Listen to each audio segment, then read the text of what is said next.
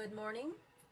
Again, I know this is a global community, but it's morning where I am. This is the first presentation in our July event.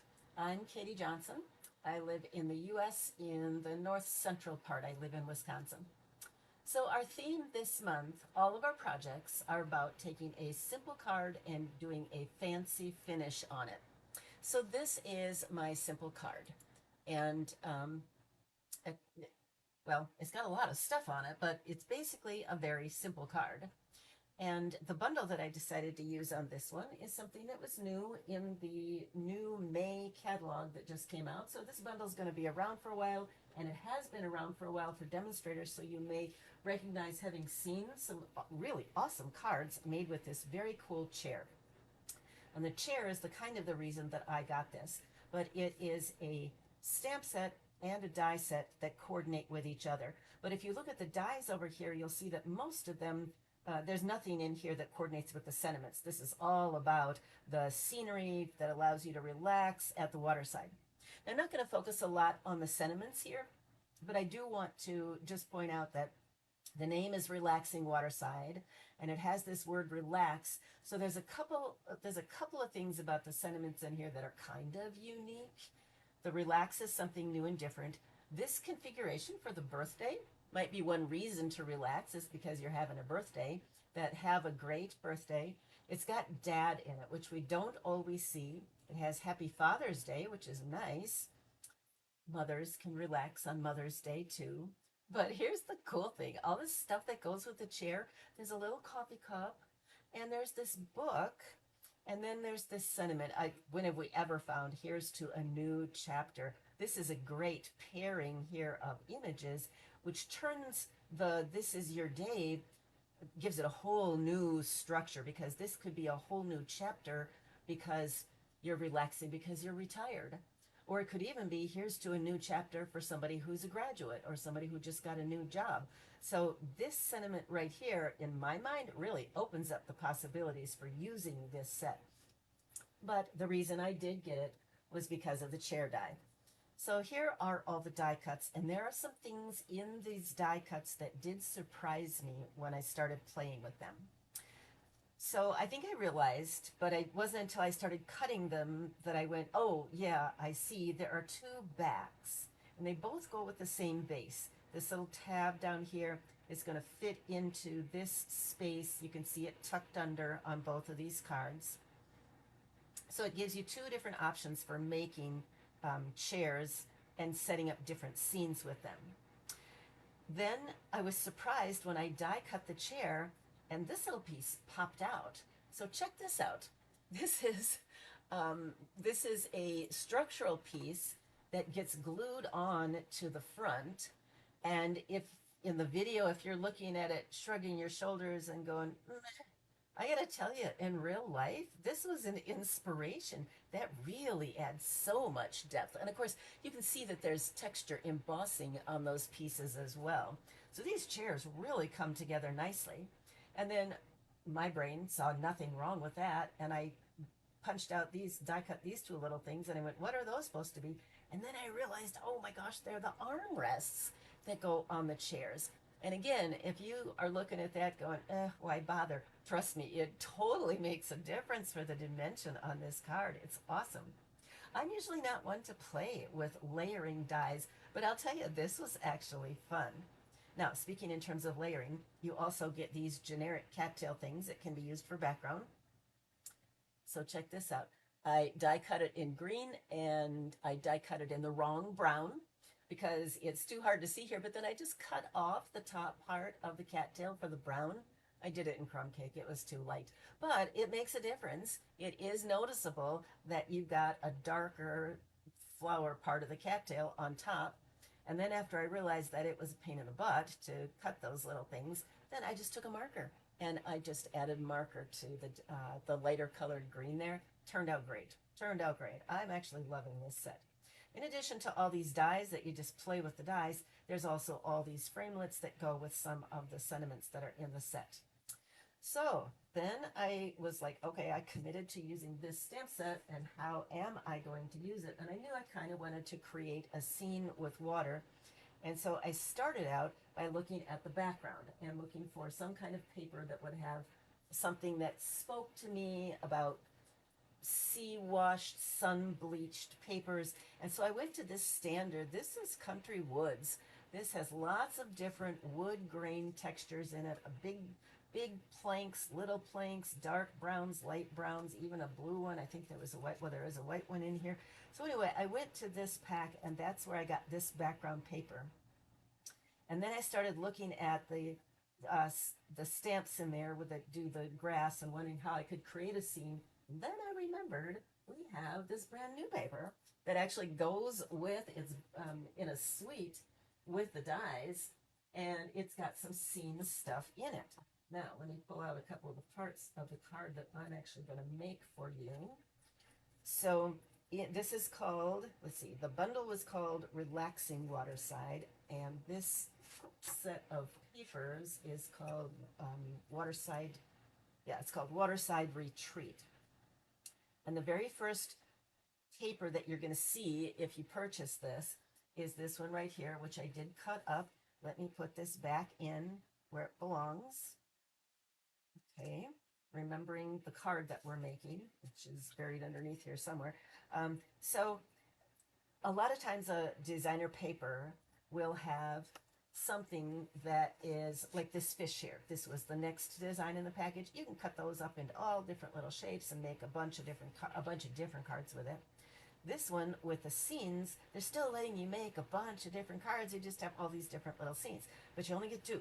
So I cut them both up, one for the sample that I made for the simple one, and then one ready to go for the card I'm going to make for you right now when I turn it into a fancy fold.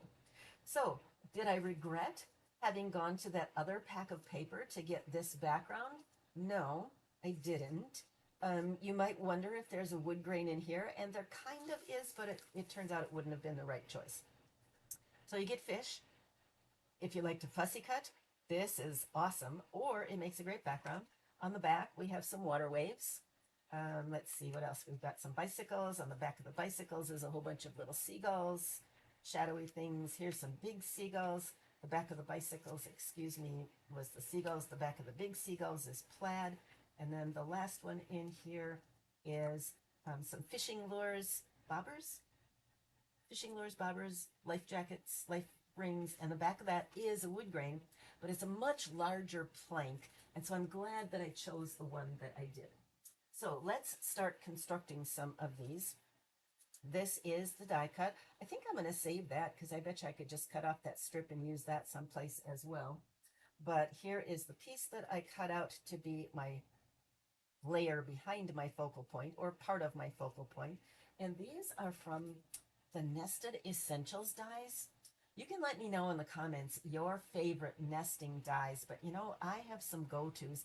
This one has been around a while. I mark when I acquire them. It first appeared in the annual catalog in 24 and then was in 25, and now it's still here. So obviously people really like the banners and these rounded corner rectangles and these things here. So I die cut these things, and let me pull my my adhesive out and start putting these things together. And I'm going to use different adhesives for different parts of this card. Okay, this is my simple card, and I'm going to make the same thing basically, but we're going to turn it into this back fold. If you watched the welcome video, I explained all three of the folds that you're going to see throughout the course of today and tomorrow. If you didn't watch the welcome video yet, here's the concept of the back fold.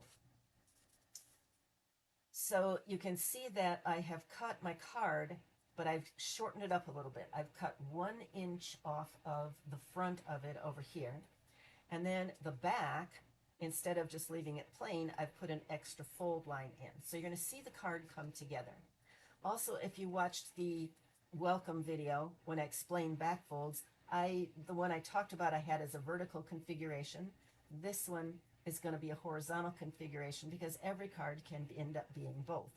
So this focal point that's down low on this card is going to still be down low on my back fold, and at this point you're looking at it going, oh yeah, I totally get it. I know exactly where she's going and what she's going to do with this project. So I'll just give you a few pointers as I go along the way. When I cut my designer paper, because now this designer paper has to cover two different parts of the card, so obviously I have to cut it, but I also want to leave a little bit of a framing gap in there. So what I did was I cut this small piece that's going to go on that part that's going to fold backwards. So this was a 1-inch fold back, and a 1-inch fold back. I cut my layer, because I'm in inches, at 5¼ by 4, and then I cut off 1 inch, but I want a little bit of a frame, so I trimmed off 1/8 of an inch. And here, this is that 1/8 of an inch right there, which I don't actually want. Maybe I'll put that on the envelope. That could look kind of fun on the envelope, right? So I'm going to put this down here. Oops. Can't talk and do that at the same time. So there's my framing layer, okay? And then over here, my framing means I've left some frame around the sides here, and I trimmed off that 1/8 of an inch, so I get a little frame there. And then I can take this one and nudge it just a tad to leave a layer of that card base showing in between the two designer paper pieces. If I had used liquid glue, I would be able to slide this around a little bit. You can see I have a liquid glue bottle sitting up here. This is our Tombow glue that we sell. I just filled a little bottle with it, because when you're die cutting little tiny pieces like this, you need to be very careful about where your adhesive is going. All right, so now we're going to talk about these die cut pieces.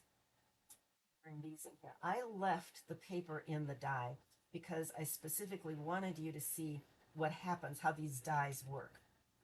So to start with, the two arm backs come as a single die, and I found this is a helpful hint here, if you've got this set.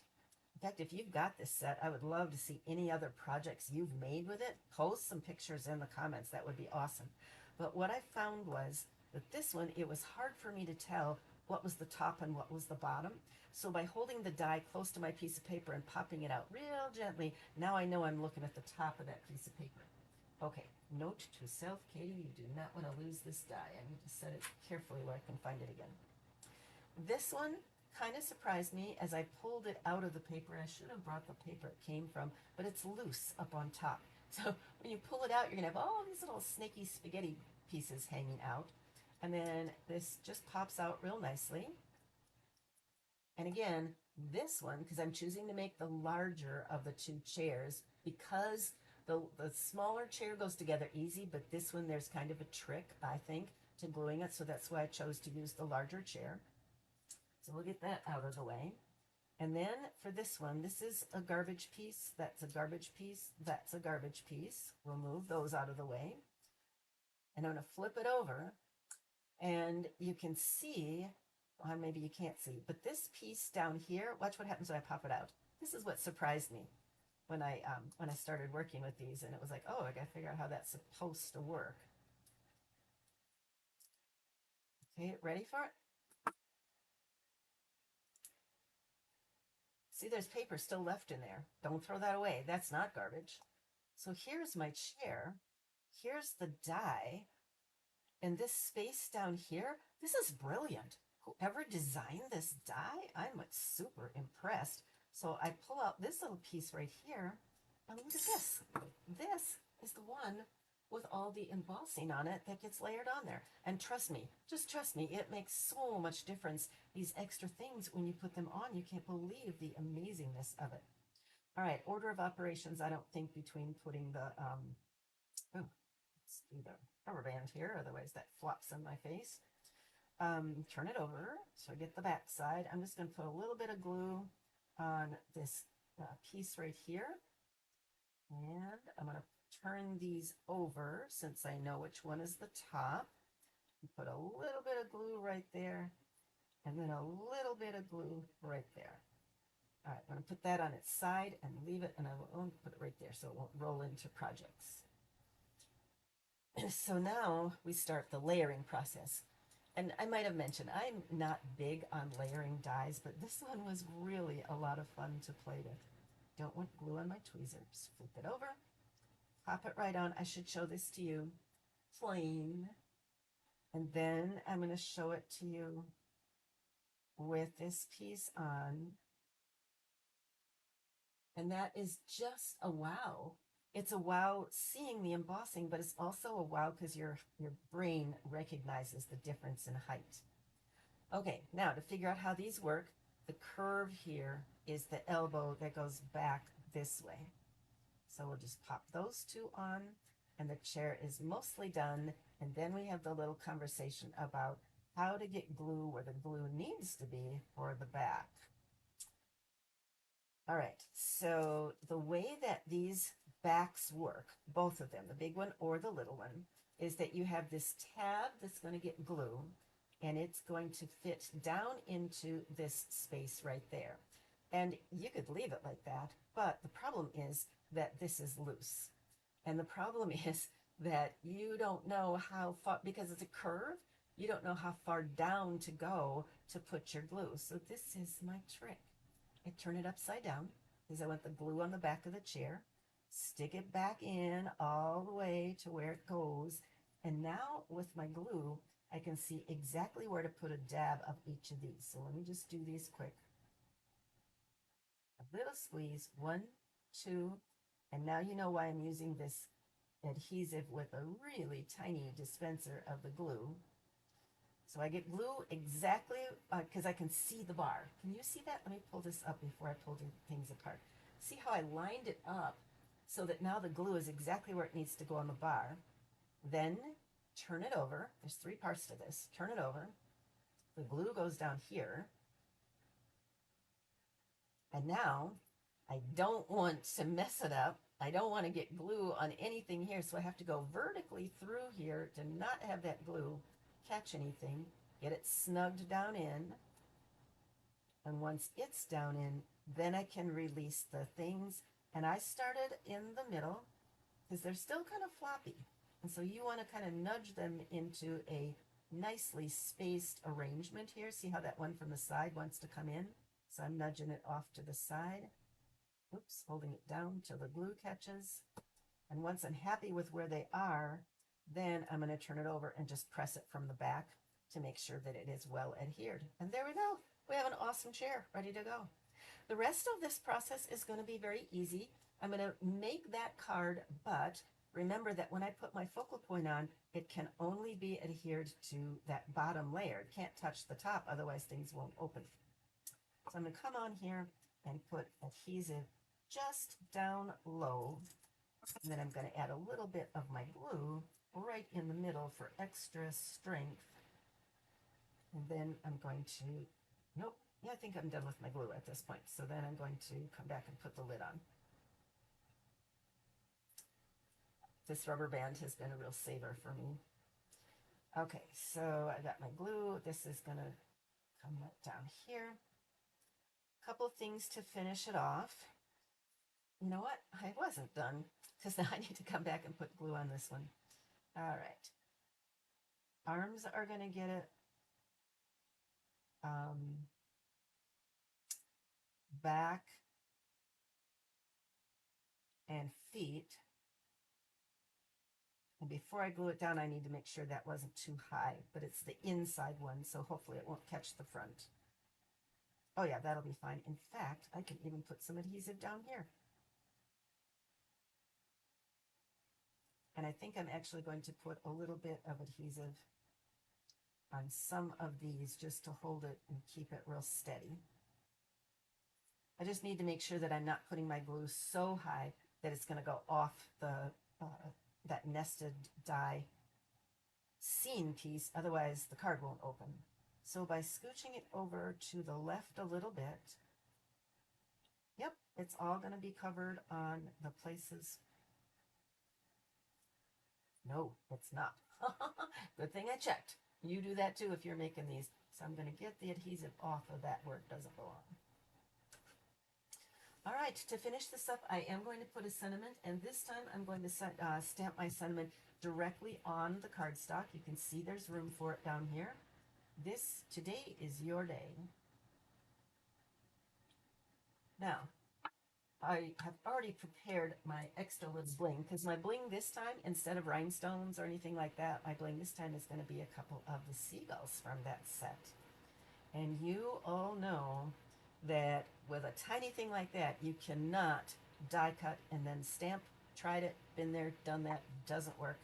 So the way you have to do that is to die cut it first and then use a stamp positioner, which Stampin' Up also carries. But I didn't bring that in. It was just a lot of things to bring in, so I stamped them ahead of time. But you know how to use a stamp positioner to stamp on a die cut piece, right? If not, ask your demonstrator. It's a really cool tool if you don't have one, or a really cool way to use that tool if you do have one. I love the glue dots because they're squishable. And if I left it big and open, it would be too big for this tiny little seagull. But we're going to add one up here. Just imagine him as being a rhinestone instead of a little flying bird.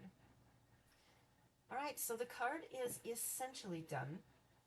But of course, when you have a dark card base like this, and I should have mentioned colors, this is Lost Lagoon and Pretty Peacock. But I like to decorate the inside of the card as well.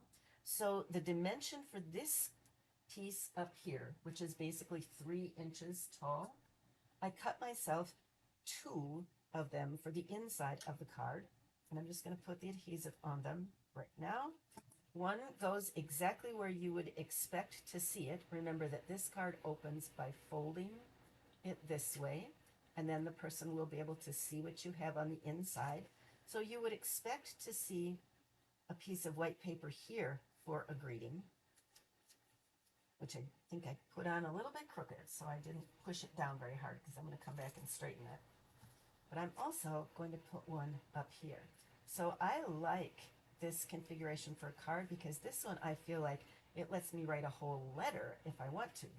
But I'm still going to add a little bit of just decoration to the inside because, right, you have to decorate the inside of the card. So I'm going to use this Lost Lagoon ink, just like on the first card that I prepared, and stamp some greenery. And then I'm going to come back with the seagull. And I tried it in black, but I felt like that black was just way too dark. You know, when I'm thinking seagulls, the seagulls themselves are white or gray. So this is gray, dark gray, basic gray. A little seagull down there. And now I have a very awesome card that has a very simple look to it and can exist as a simple card and be super awesome. But when you add this extra fold in here to turn it into a back fold card, turns into something pretty special. So thank you for joining me today. I hope that you were inspired to try the fold maybe, or to try playing with this set if you don't have it. If you're inspired to make a purchase, remember to talk to your demonstrator and ask them about the stamp positioner if you don't have one. Ask them about the hot foil machine. But if you do decide to make a purchase, we do have a PDF that will have all of the listing of the product that was used, as well as the YouTube link, so you can go back and watch any replay anytime. Thanks for joining me today, and have a great rest of your weekend. I'm Katie Johnson.